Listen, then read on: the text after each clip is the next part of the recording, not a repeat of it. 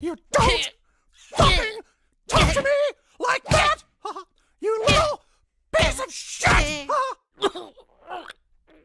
Alright, so the Raptors just lost game one of their first round playoff matchup against the Orlando Magic on a DJ Augustine 3-point shot that came from a screen.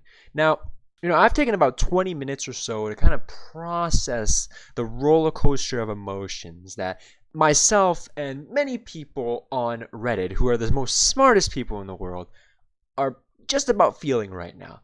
And needless to say, most people are always going to think, don't panic, don't panic, don't panic. And I agree. I agree this time.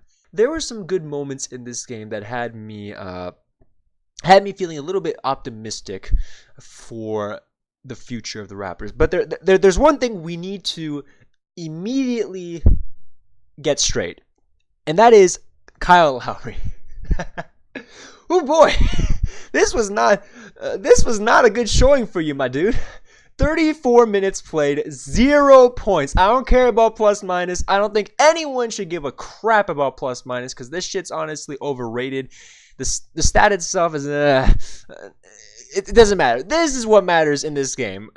When you have 0 points played in 34 minutes, you're not going to win games, especially when he is your all-star point guard. Like, you just can't score 0 points, Kyle. Like, he had a lot of chances to get his points too. He had at least 3 good looks at the 3-point line. He missed 2 of his 3 throws. So I was just, when he was missing free throws, I knew he was going to have an off night. But I honestly did not expect him to hammer in a fat 0 points, right?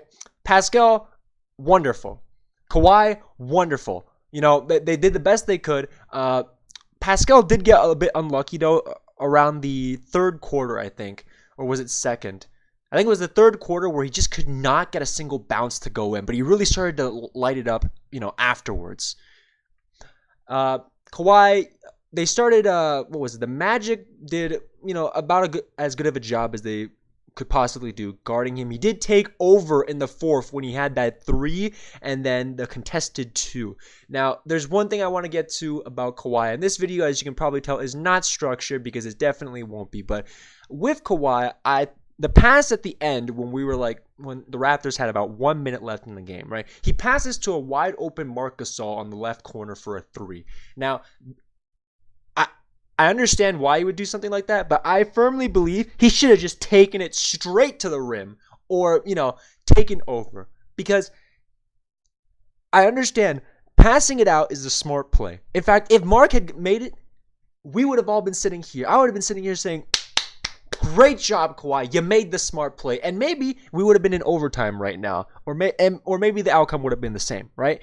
But I firmly believe that in that context, especially since when you know that Marc Gasol hasn't been consistently hitting threes. I know he had a couple, earlier in the game, but you got to consider that was top of the key. I had not seen him throughout this entire game shoot a 3 from the corner and make it. Now that was very close, but hindsight is 20/20 about whether or not he should have made that pass. That's not what lost him the game, but I think that's just one thing that, maybe he should have taken it in. That's just my personal opinion, and I honestly understand if you are, make the case against that. Now, we look at the opposing team, the Orlando Magic, right? Fucking Lowry broke Michael Carter-Williams' nose, and then you have DJ Augustine. This man fucked the Raptors up. He fucked them up big time. 25 points, 4 or 5 from 3. Look at this. My God. And they had a massive rebounding advantage over Toronto today. I really think that the glass is what ultimately, and the lack of shooting from Toronto really killed them. It was, rebounds and shooting, which is usually always Toronto's problem. Not so much rebounding, but shooting. Now, I know for a fact that Toronto's been shooting it really well since the All-Star break, but, that don't mean shit if you can't, draw upon your shooting in the playoffs where, refs swallow their whistles and the games just get tighter in general. Ibaka, not too impressive today. He was kind of benched for Marc Gasol, who he did a good job distributing. He hit 2 or 3 threes, I think. Danny Green got into some early foul trouble, which is why we had Jody Meeks in the first quarter, just, doing the best he could. I think overall, though, despite Lowry having 0 points and DJ Augustine torching the Raptors in the end, I think there are some positives that can be taken from this game. And the main one being that Orlando is not going to shoot nearly 50% from 3, or was it 48? Yeah, they're not going to shoot 48 to 50% from 3 in their next game. I sincerely doubt it. And Lowry is going to step up. Well, actually, I shouldn't say that. He's going to have to step up because I can't guarantee that he's going to step up right now. The man is 34 years old. You can definitely see that this season alone, his numbers are down. And even though his role has changed, I can confidently say that he is no longer in his prime. He's in regression mode, right? Now, I'm not saying he's pulling a Draymond Green or anything, but you got to be careful. You even saw he took himself out of the game, and then he had Nick Nurse literally had to freaking encourage him, give him a nice little shove in the fourth quarter to play. So Lowry himself was having an off night, not shooting it well, and honestly, it may have been better just to keep him out of the game and let Freddie do his thing. Now, Freddie defense wasn't the best, but Freddie was making threes. He was making, he was dropping his buckets. But yeah, that's honestly all I can gather right now. This is just my personal opinion. I'm kind of lamenting a little bit over Lowry's incomprehensible 0 points tonight, 0 from 7 field goal percentage, free throws, your one chance to get 2 buckets, right? And then he just couldn't do it. He couldn't get, if he makes 1 3-pointer, right? We're tied and we're going to overtime.